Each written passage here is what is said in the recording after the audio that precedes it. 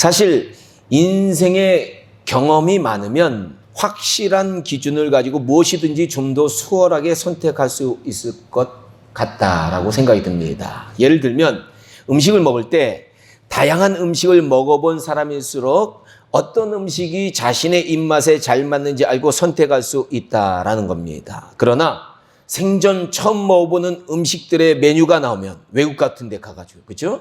어떤 것을 먹어야 될지 막막해져서 먼저 먹어본 사람의 조언이 없으면 선택하기가 그리 쉽지 않다라는 겁니다. 이처럼 인생은 좀 더 살아보고 경험이 많은 사람일수록 우리들에게 찾아오는 문제들 가운데서 선택을 잘할 것 같습니다. 그러나 꼭 그런 것만은 아니다라는 겁니다. 아무리 인생의 경험이 많고 지식이 많아도 우리 인생에 찾아오는 선택이라는 문제는 그렇게 쉬운 문제가 아니다라는 겁니다. 요새 많은 사람들 보면요, 나이가 들고 경험이 많아도 평생 함께할 배우자들을 선택하는데 어려움을 많이 느낀다고 합니다. 또 어떤 사람은요, 수십 번의 직업을 바꿨는데도 여전히 직업을 바꾸는 경우도 있어요. 생각해 보면 수많은 인생의 문제들이 쉬운 것이 별로 없다라는 겁니다. 아무리 우리의 경험과 지식이 많아도 선택이라는 것은 결코 쉽지 않다라는 겁니다. 특히 우리가 오늘 이제 살펴볼 이재용 목사님의 나의 선택과 하나님의 뜻이라는 책을 보면 아무리 고민하고 기도해봐도 확실한 하나님의 뜻을 알기 어렵고 훌륭한 신앙의 선배님들의 조언을 받아보아도 그들의 의견들이 다 다를 때가 너무나도 많아서 더 혼란스럽고 답답할 때가 많다고 이 목사님은 말하고 있습니다. 그래서 이 목사님은 우리가 사용하는 하나님의 뜻이라는 말을 세 가지로 나눠 명확히 할 필요가 있다라고 얘기하십니다. 첫 번째는요, 우리가 다 헤아릴 수 없고 볼 수 없는 크신 하나님의 계획이라는 겁니다. 도저히 우리 생각으로 이해 안 되는 현실들이 있잖아요. 그렇죠? 이런 상황에서 우리는 하나님의 뜻을 알 수 없기 때문에 고민할 필요가 없다라는 거예요. 그저 하나님께 맡기면 된다라는 거예요. 하나님이 알아서 운행하고 계시는 거예요, 우리 삶을. 둘째로는요, 하나님께서 요구하시는 도덕적인 뜻, 즉 성경에서 말하는 옳고 그름에 관한 하나님의 뜻이 있는데요, 이 뜻은 모든 사람에게 공통적으로 적용되는 것이므로 우리는 이 뜻을 따라 선을 행하고 악을 멀리해야 된다라는 겁니다. 그리고 이런 하나님의 뜻은 성경에 명확히 명시되어 있기에 우리는 성경을 열심히 배우고 연구하고 실천하면 된다라는 거예요. 그러나 우리에게 고민과 두려움으로 찾아오는 것은 마지막 부류에 속하는 하나님의 뜻인데 바로 하나님께서 각 개인에게 요구하신 하나님의 뜻이다라는 겁니다. 이 뜻은 각 개인에게 다 달리 적용되는 하나님의 뜻이다라는 거예요. 바로 우리는 이 뜻을 알기 힘들기 때문에 때로는 선택이 두렵고 선택이 어렵게 느껴진다라는 겁니다.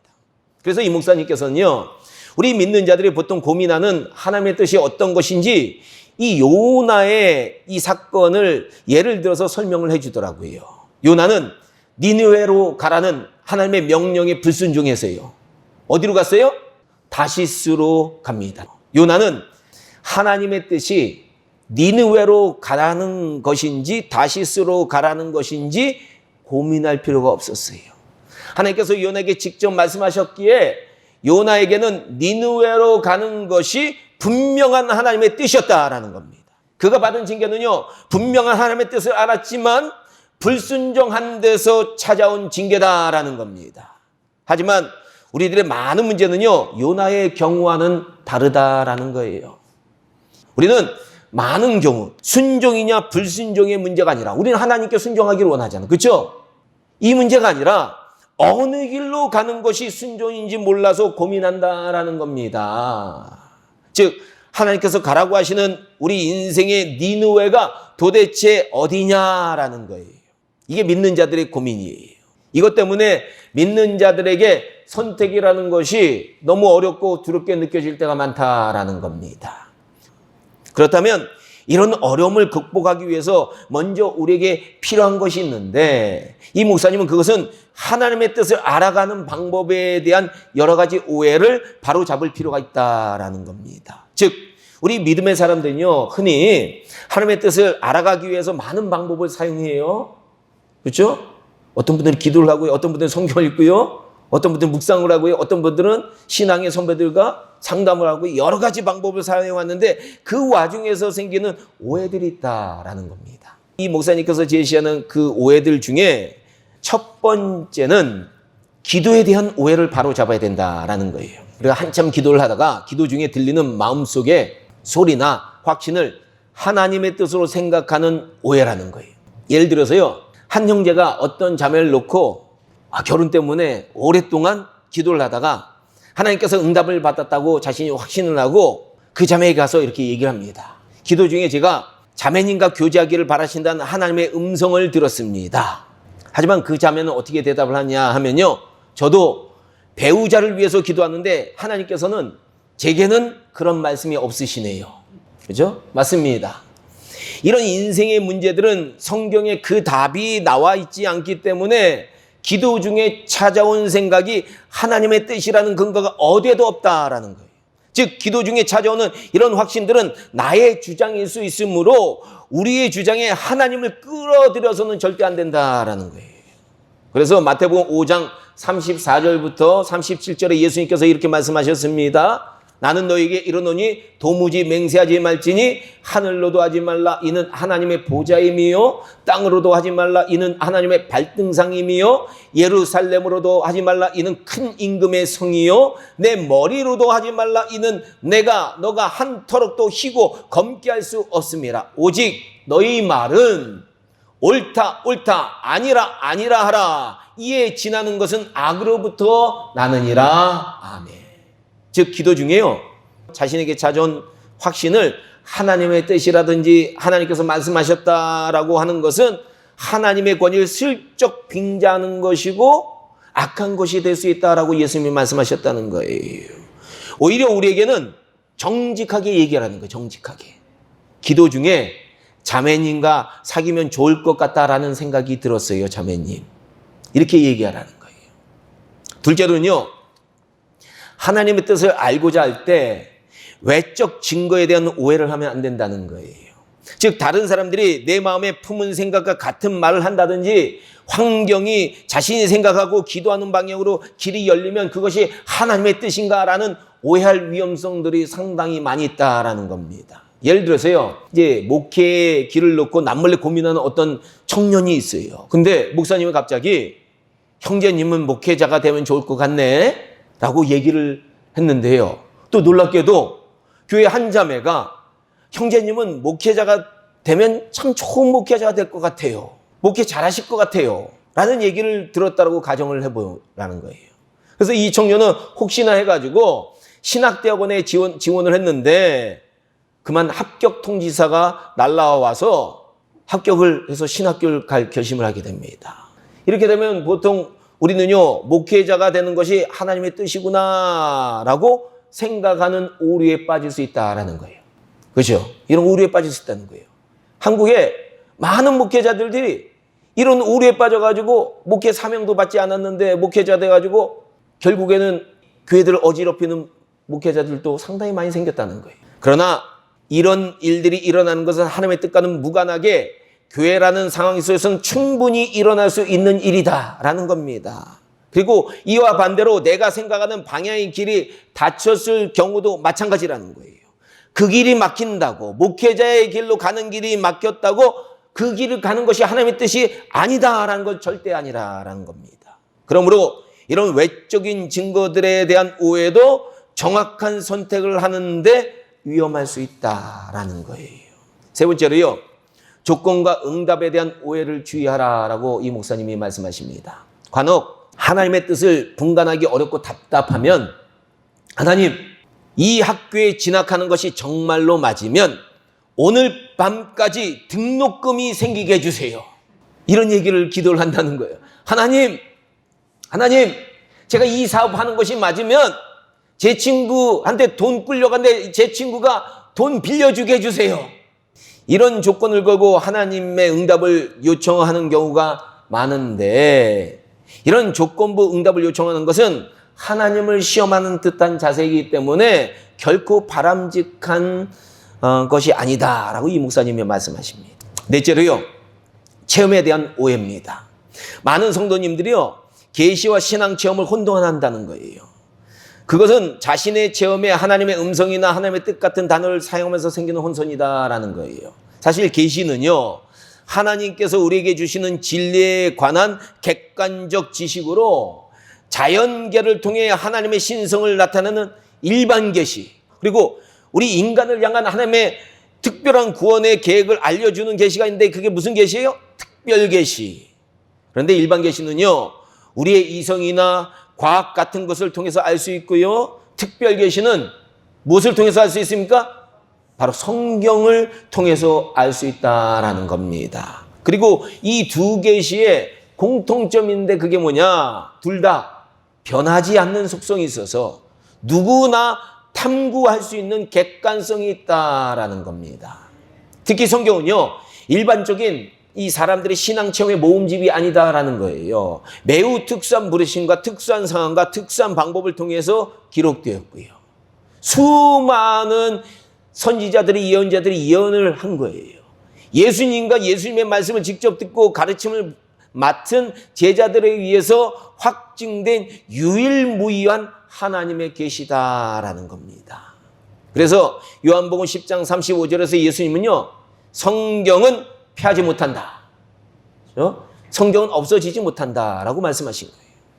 그리고 베드로 사도도 베드로후서 1장에서 성경의 모든 예언은 사사로이 풀 것이 아니고 오직 성령의 감동을 받은 사람들이 하나님께 받아 이루어진 것이다, 이렇게 말하고 있는 겁니다. 나의 신앙의 체험은 주관적인 것이므로 명백하고 객관적인 하나님의 뜻이라고 말할 수 없다라는 겁니다. 물론 우리의 신앙의 체험이 우리의 선택에 도움이 될 때도 있습니다. 그러나 신앙 체험을 말씀보다 위에 두어서는 절대로 안 되고요, 신앙 체험은 명확한 하나님의 말씀인 성경 말씀을 우리의 삶에 잘 적용하는 데 도움이 될 때야 비로소 유익하다라고 이 목사님이 말씀하시는 거예요. 마지막으로 우리가 내 인생에 펼쳐지는 하나님의 길은 처음부터 단 하나의 선택을 요구한다라는 생각이라고 이 목사님이 지적을 합니다. 사실 성경을 통한 하나님의 구원의 계획은요, 매우 특별한 하나님의 계시입니다. 그래서 이 계획은요, 오랫동안 예언되었고요, 단 하나의 길로 예언이 이루어집니다. 바로 예수님 단 한 분으로 예언이 이루어지는 거예요, 성경은요. 하지만 이런 하나님의 특별한 계시와 우리 인생의 선택을 혼돈해서는 안 된다라는 거예요. 하나님은 우리 인생에 단 하나의 유일한 길을 주시지 않는다라는 거예요. 사실 오늘 본문에서요, 하나님은 아담에게 선악을 알게 하는 나무의 열매는 먹지 말라라는 단 하나의 기준을 주신 것처럼 보이지만, 이거는 그런 게 아니라는 거예요.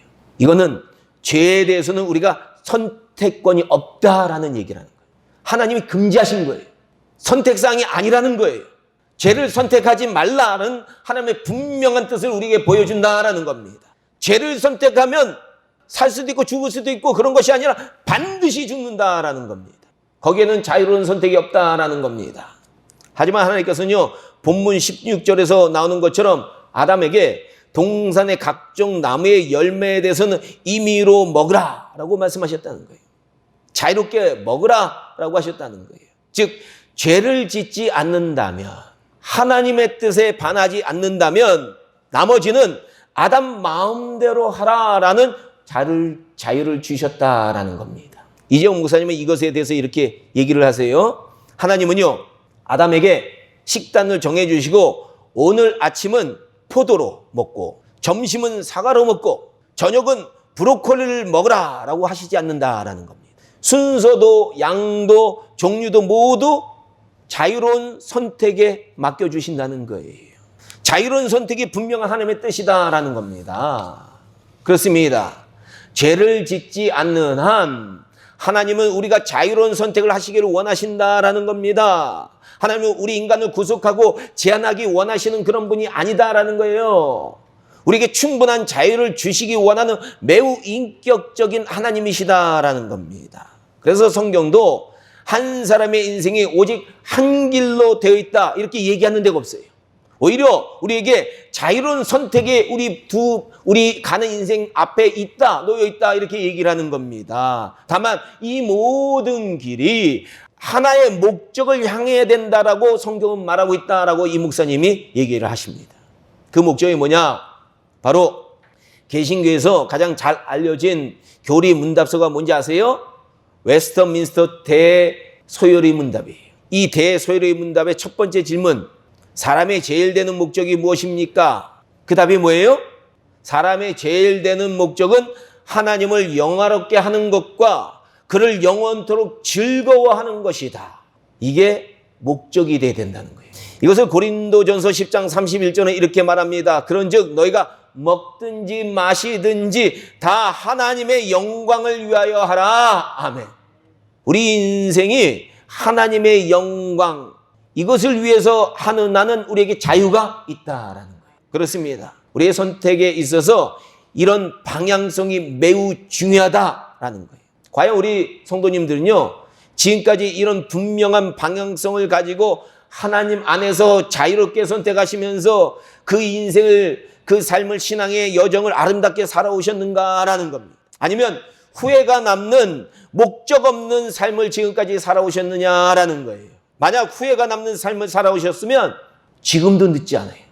지금부터라도 이런 분명한 방향성을 가지고 결단하고 의미 있는 선택을 하면서 삶을 살게 되면 그 삶은 복된 삶이에요. 그러면 그 인생은 새로운 선택이 새로운 길로 우리 삶을 인도한다라는 겁니다. 전 세계적으로 유명한 치킨 체인점 KFC, 이 창설자가 누구냐면 샌더슨이라는 할아버지인데요. 이분이 65세 인생 완전히 인생이 망했어요. 망가진 거예요. 파산됐어요. 그래서 수중에 얼마가 돈이 남았냐? 105불.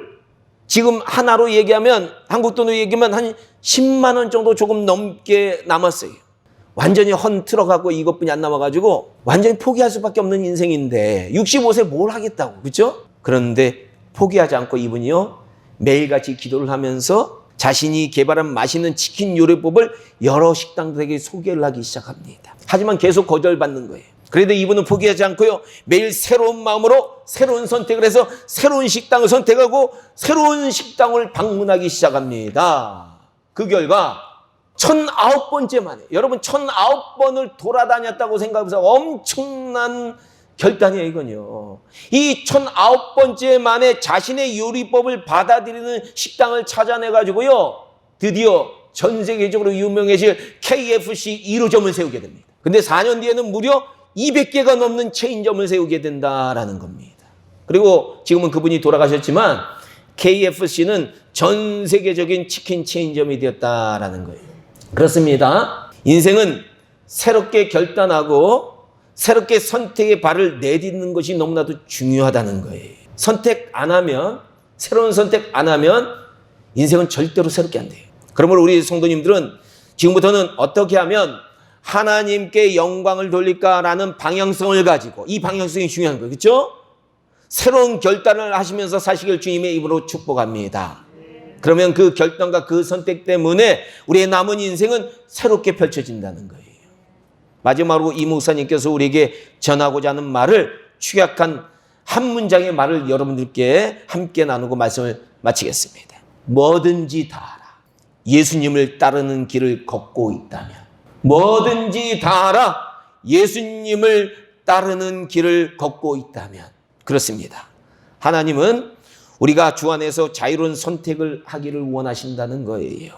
그리고 그 선택이 지혜롭기를 원하신다는 거예요. 다음 주에는요, 나의 선택과 하나님의 뜻이라는, 오늘 우리가 살펴본 이 책에서요, 이재용 목사님이 제시하시는 지혜로운 선택의 원리들이 어떤 것인지 우리가 함께 나눠보려고 합니다. 아주 그것도 의미 있어요. 다음 시간 기대하시고 또 함께 말씀을 나누도록 하겠습니다. 기도하겠습니다.